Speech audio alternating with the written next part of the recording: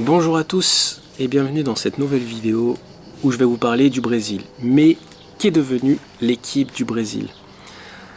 Le Brésil, c'est cette équipe qui nous a tous fait rêver, à travers des noms comme Pelé, Ronaldo, Ronaldinho, Neymar, Robinho, Kaká, Vinicius aujourd'hui.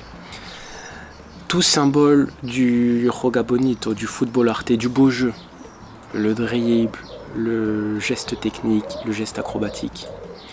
Mais aujourd'hui, alors que s'ouvre cette Coupe du Monde 2026, le Brésil fait-il toujours autant rêver? Il est clair que le Brésil a fait rêver bon nombre de générations. Et pour comprendre l'histoire du Brésil, il faut revenir un peu en arrière.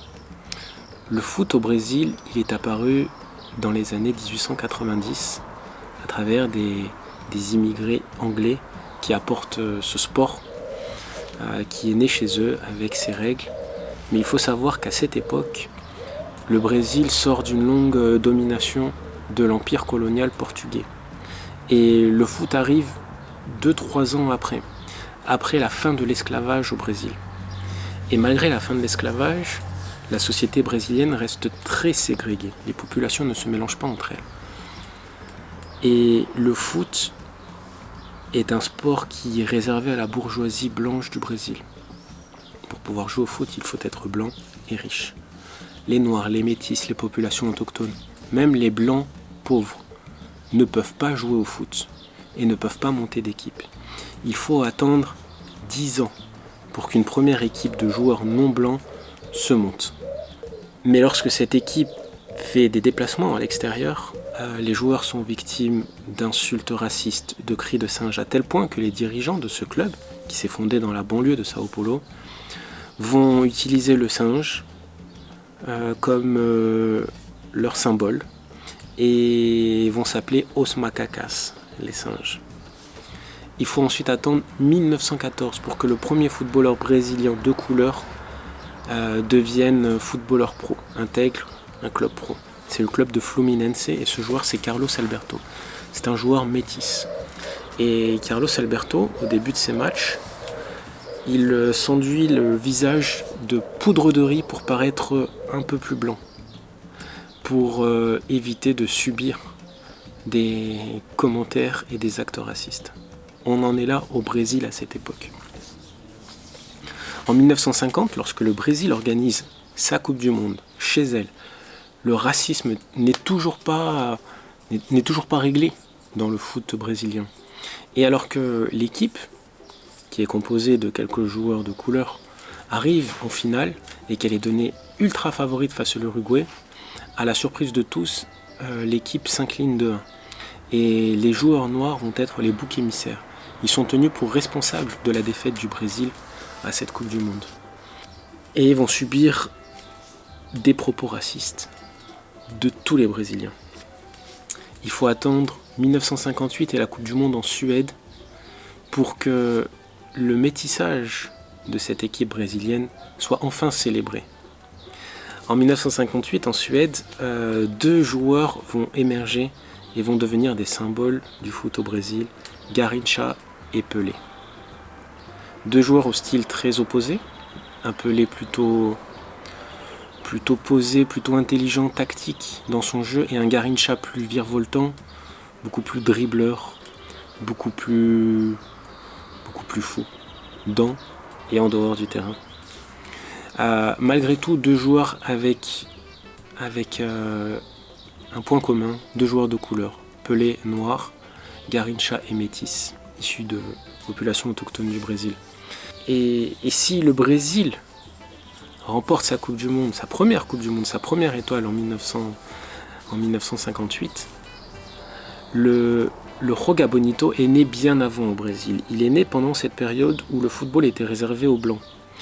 Et il est né avec un joueur très important dans l'histoire du Brésil, c'est Arthur Freinreich. Arthur Freinreich, c'est un joueur métis dont le papa est blanc d'origine allemande, dont la maman est noire, qui va jouer pour la sélection brésilienne, qui va notamment contribuer à gagner la Copa América dans les années 1920. Mais ce joueur, quand il joue au Brésil, il est victime de tacles, de de charges non légales, on va dire, de la part des autres joueurs blancs, parce que lui est métis. Et que ce n'est pas accepté qu'un joueur non blanc soit sur le terrain. Et par conséquent, il va être obligé de développer un style de jeu, des tactiques basées sur l'évitement, basées sur la feinte, l'esquive. Et c'est comme ça qu'est né le Joga Bonito au Brésil. C'est directement pour lutter contre le racisme que le Joga Bonito est né au Brésil. Des anthropologues brésiliens, des sociologues vont prendre ce joueur comme étude et ils sont unanimes pour dire que c'est à cette période que le Joga Bonito naît. Et aujourd'hui, des joueurs comme Neymar, comme Vinicius, comme Robinho ou Ronaldinho hier, sont les héritiers directs de Arthur Freinreich. Le football brésilien, il a donc été, de par son histoire et son identité, directement influencé par la lutte contre le racisme. Mais le football brésilien, il est aussi intimement lié à la musique et à la danse brésilienne, notamment à la capoeira et à la samba. La capoeira, c'est cet art martial qui a été développé par les populations africaines réduites en esclavage au Brésil. Un art martial qui devait leur permettre de se défendre et qu'ils dissimulaient sous des chants et avec la musique si jamais l'oppresseur venait à les découvrir en train de faire de la capoeira. Et la samba, c'est cette musique porteuse d'espoir, cette danse porteuse d'espoir pour ces populations africaines réduites en esclavage. Au moment de l'esclavage, une danse porteuse d'espoir, une danse qui les a aidés à survivre tout simplement. Et au moment de la décolonisation, de la fin de l'esclavage, cet art, la samba, s'est propagé à travers tout le Brésil, à Rio, mais aussi dans tout le Brésil, comme une danse symbole de joie de vivre, de gaieté. Et la samba, la capoeira, ce sont des arts qui font partie du patrimoine immatériel des Brésiliens, qu'ils soient aujourd'hui noirs ou blancs, ou peu importe la couleur de peau. Et la danse, la musique influence le football brésilien. Et on le voit aujourd'hui quand les joueurs célèbrent leur but en dansant, quand toute l'équipe célèbre son but en dansant. Pensez aux célébrations de la dernière Coupe du Monde du Brésil. C'est là la culture brésilienne qui transparaît tout simplement. Et moi je trouve ça très très beau et c'est pour ça que l'histoire footballistique du Brésil est une histoire merveilleuse à mon sens. Aujourd'hui, force est de constater que ce n'est plus vraiment le Joga Bonito qui caractérise la sélection brésilienne. On peut dire que ça fait un bout de temps que le Brésil a tourné le dos à ce style de jeu.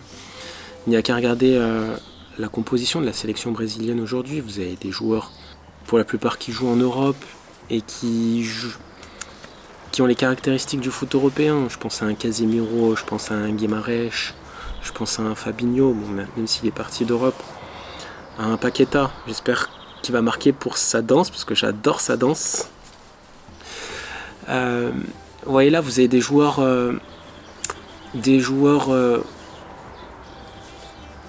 qui n'ont pas une identité brésilienne dans leur style de jeu, je dirais. Et les joueurs, les magiciens, les créateurs, ils existent toujours au Brésil. Vinicius, Neymar, Rafinha. Mais le système de jeu n'est plus centré autour de ces joueurs comme il l'a pu l'être par le passé. Et aujourd'hui, le Brésil arrive à cette Coupe du Monde 2026 avec un statut, avec une image. C'est le Brésil, c'est 5 Coupes du Monde. Mais le costume semble trop grand pour parler d'une équipe favorite à la Coupe du Monde. Lors du premier match, le Brésil a aligné un latéral gauche et un latéral droit qui jouent respectivement en Arabie Saoudite, à Al Hilal et au Zénith Saint-Pétersbourg. 2 joueurs quasiment inconnus. Alors bien sûr, la notoriété ne fait pas la qualité d'un joueur. Mais en l'occurrence, concernant ces 2 joueurs, ils sont loin d'être des cracks, loin d'être des grands joueurs. Et quand vous pensez à ce que le Brésil avait il y a quelques années, avec Roberto Carlos à gauche, Cafu à droite, c'était vraiment la crème de la crème. C'était les meilleurs joueurs du monde à leur poste. Et j'aurais pu citer aussi un Igor Thiago, l'attaquant, le numéro 9, titulaire du Brésil, qui a un profil lui aussi plutôt besogneux, plutôt athlétique. Pas qu'il soit pas technique, mais pas le plus élégant balle au pied. D'ailleurs, SoFoot avait fait un titre en le qualifiant de symbole du Joga Mochito. C'est peut-être excessif, mais voilà, l'idée est là. C'est qu'on est passé d'un Brésil avec des joueurs très techniques à un Brésil avec des joueurs plutôt quelconques. Alors, concernant Igor Thiago, il a fait une très belle saison en Première Ligue. Cette année, il termine deuxième meilleur buteur du championnat, donc il est efficace, il n'y a pas de doute. Et peut-être que Carlo Ancelotti privilégie l'efficacité à la technicité, et le parcours du Brésil lui donnera peut-être raison. J'aurais aimé personnellement voir un Endrick en attaque, parce que c'est un joueur qui est à la fois puissant, rapide, efficace et technique. Et en voyant ce que le Brésil est en train de devenir, je me suis demandé si finalement le Maroc n'était pas le nouveau Brésil. Je m'explique. Le Maroc aussi a un système de jeu qui a été influencé par le style de jeu européen, donc basé sur la tactique, basé sur la défense aussi. Mais le Maroc conserve dans son effectif des joueurs créatifs, des joueurs très techniques, des joueurs très fins, des joueurs qui caressent le ballon. Je pense à un Unai quand je vous dis ça. Je pense à un Ayoub Boadi. Et aujourd'hui, le Maroc, la sélection marocaine, est ce parfait mix entre tacticité et technicité, je trouve. Par ailleurs, le Maroc est comparable au Brésil.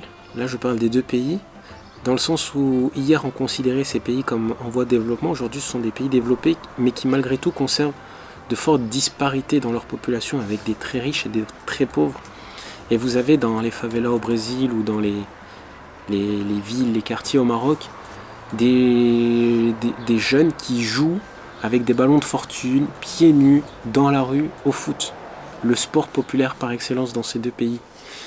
Et lorsque certains de ces joueurs qui jouent dans la rue accèdent ensuite au monde professionnel, pour moi ce sont de vrais joyaux bruts et des joueurs très techniques, très créatifs, et c'est ça qui fait la beauté du foot, c'est ce genre de joueurs, je trouve. C'est pour ça que la comparaison entre le Brésil et le Maroc est pour moi valable, en tout cas n'est pas déconnante dans ce sens-là. Par ailleurs, quand vous regardez le Maroc, les équipes de jeunes, vous avez les U20 qui ont été champions du monde l'année dernière contre l'Argentine. Vous avez les U17, les U23 qui ont été champions d'Afrique en 2023. Donc les prochaines générations de footballeurs marocains vont être costauds. Et je pense que lors des prochaines Coupes du Monde, le Maroc va être aussi bon, voire peut-être meilleur. En tout cas, c'est ce que je souhaite au Maroc. Par ailleurs, le Maroc reste sur des parcours internationaux assez incroyables. Demi-finaliste de la dernière Coupe du Monde. Ils ont échoué aux portes de la finale contre la France en ayant éliminé l'Espagne, en ayant éliminé le Portugal. Ils ont fait un parcours incroyable en Coupe d'Afrique des Nations cette année. Donc, pour moi, le Maroc s'inscrit comme l'une des meilleures équipes de ce mondial. Peut-être pas parmi les favoris. Pour moi, les favoris restent l'Espagne, la France, le Portugal. Mais comme l'une des 5 meilleures équipes selon moi. À présent, je vous souhaite à toutes et tous une belle Coupe du Monde qui, j'espère, nous ravira sur les terrains, parce que niveau organisationnel, on est d'accord que c'est pas ça. Les refus de visa aux équipes, aux joueurs, aux arbitres en raison de leur nationalité, tout ça pour des motifs politiques, c'est vraiment décevant. C'est vraiment triste et scandaleux. Les prix des billets exorbitants, les stades vides. Donc j'espère qu'on aura du beau spectacle sur le terrain. Bonne Coupe du Monde à toutes et tous. Au revoir.